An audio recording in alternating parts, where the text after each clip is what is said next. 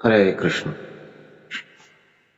तो सनातन गोस्वामी पाद हरिभक्ति विलास में कहते हैं कि यथा कांचनताम याति कांस्यम रस विधानतः।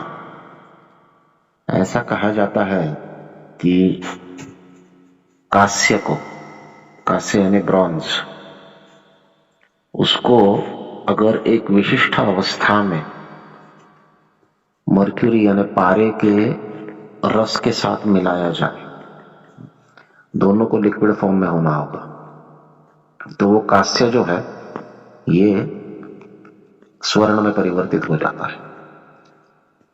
अब कोई कहेगा कि ये तो बहुत सिंपल केमिकल रिएक्शन है, तो इसको करके हम सोना क्यों नहीं उत्पन्न कर सकते, या क्यों नहीं लोग करते हैं।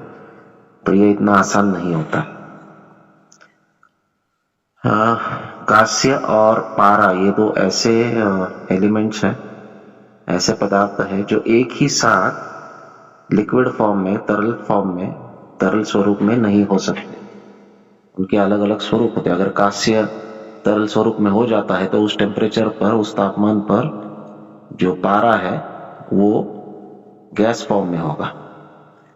तो उसके लिए योगी जन क्या करते हैं कि वे इस पारे को पी जाते हैं, जिसमें यह क्षमता है, इस पारे को पी जाते हैं और पीने के पश्चात तरल कांसे के ऊपर वो जब पेशाब करते हैं तो वो कांसा जो है स्वर्ण में परिवर्तित हो जाता है।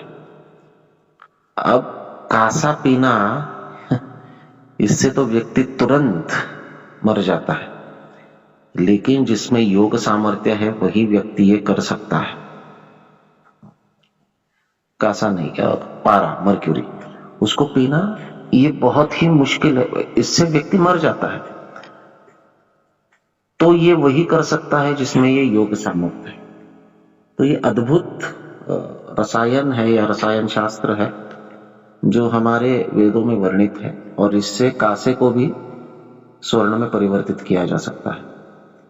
परंतु ये असंभव है सामान्य व्यक्ति के लिए, समझ नहीं पाते हैं। आज भी अगर आप किसी को कहोगे कि आप इसको मिलाओगे तो सोने में परिवर्तित हो जाएगा, तो शास्त्रज्ञ इसको समझ नहीं पाएंगे। इसी बात का उदाहरण देकर सनातन गोस्वामी पाद कहते हैं कि यथा कांचनतम याति कांस्यम रस विधानतः तथा दीक्षा विधानेन द्वैजत्वम जायते नृणाम्। उसी प्रकार अगर कोई जीव, बद्ध जीव, एक प्रामाणिक वैष्णव गुरु से शिक्षा दीक्षा प्राप्त किया है और शिक्षा दीक्षा प्राप्त करके अगर वो इस दीक्षा के विधान को पालन करता है, तथा दीक्षा विधानेन, तो उसे द्वैजत्व, द्वैजत्व का अर्थ है द्वितीय जन्म। द्वितीय जन्म किसका होता है? ब्राह्मण का होता है। जब उसके ऊपर संस्कार होता है तो उसे ब्राह्मणत्व प्राप्त होता है, द्वैजत्व प्राप्त होता है, या फिर उसे दिव्यता प्राप्त होती है। ब्राह्मण का अर्थ जाति ब्राह्मण में, तो ब्राह्मण का अर्थ ब्रह्म जानाति इति ब्राह्मण। जो ब्रह्म को जानता है, ब्रह्म के संपर्क में है, वो ब्राह्मण है। वो ब्रह्म के संपर्क, पर ब्रह्म के संपर्क में या फिर भगवान के संपर्क में आने से वो पूरी तरह दिव्य बन जाता है। अब जिस प्रकार इस रासायनिक क्रिया के ऊपर सामान्य व्यक्ति विश्वास नहीं रख सकता है, उसी प्रकार इस विधि के ऊपर भी एक सामान्य व्यक्ति विश्वास नहीं रख सकता है कि कैसे दीक्षा लेकर और दीक्षा के विधियों को पालन करके, दीक्षा के विधानों को पालन करके एक बद्ध जीव दिव्यता की ओर बढ़ता है। और प्रभुपाद इस परपट में लिखे हैं 5.1.35 के कि एक नाम लेने से भी उसका शरीर जो है परिवर्तित होता है। अब शरीर परिवर्तित होने का अर्थ ये नहीं कि उससे, उसके शरीर से बहुत ज्यादा तेज निकलने लगता है, प्रकाश निकलने लगता है, या सुगंध निकलने लगता है। ऐसा स्थूल रूप से कोई उसमें अंतर त्वरित नहीं दिखाई देगा, लेकिन सूक्ष्म रूप पर उस व्यक्ति पर बड़े असर होते हैं।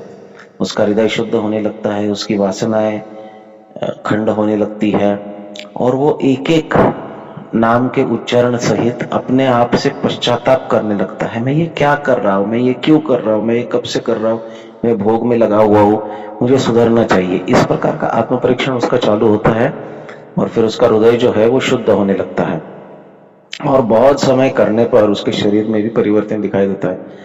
उसमें तेज बढ़ता है, उसमें ओज बढ़ता है, उसमें दया करुणा ये सब उसके आचरण में आती है। तो ये भगवान के नाम का ही प्रभाव है जो व्यक्ति के संपूर्ण चरित्र को बदल देती है। उसी प्रकार जिस प्रकार कांस्य जो है ये सोने में परिवर्तित किया जा सकता है, लेकिन उसे बड़ा योगिक सामर्थ्य चाहिए। पारे को पीकर वो अपने मूत्र के द्वारा कांसे के ऊपर कांसे से मिलाना ये कोई सामान्य व्यक्ति नहीं कर सकता है। इसलिए प्रामाणिक वैष्णव दीक्षा गुरु ही व्यक्ति को पूरी तरह परिवर्तित कर, एक बद्ध जीव को पूरी तरह परिवर्तित कर सकता है। एक प्रामाणिक वैष्णव गुरु ये ट्रांसफॉर्मेशनल होते हैं। उनके केवल दर्शन से एक जीव जो है परिवर्तित हो जाता है। उनके केवल संपर्क के, उनके सान्निध्य से, उनसे श्रवण करने से जीव परिवर्तित होता है। जीव परिवर्तित होने का अर्थ उस तत्व का परिवर्तन नहीं होता है, लेकिन वो बद्ध जीव का हृदय जो भौतिक वासना से भरा हुआ है उसमें अंतर आने लगता है, उसमें सुधार आने लगता है, वो शुद्धता की ओर बढ़ता है। केवल दर्शन से ये होता है तो एक प्रामाणिक वैष्णव गुरु से दीक्षा प्राप्त करके उनसे अगर विधान लिए जाए, उनसे अगर इंस्ट्रक्शंस लिए जाए और उन इंस्ट्रक्शन को फॉलो किया जाए तो फिर क्या कहना। तो ये एक अद्भुत प्रक्रिया है और इस प्रक्रिया को केवल और केवल वैष्णव भक्तगण समझ सकते हैं। इसको नाना प्रकार से आप थियोरेटिकली भी अगर इसका विश्लेषण करोगे, फिर भी जब तक इसका अनुभव प्राप्त नहीं होगा तब तक व्यक्ति समझ नहीं पाएगा कि यह कैसे होता है।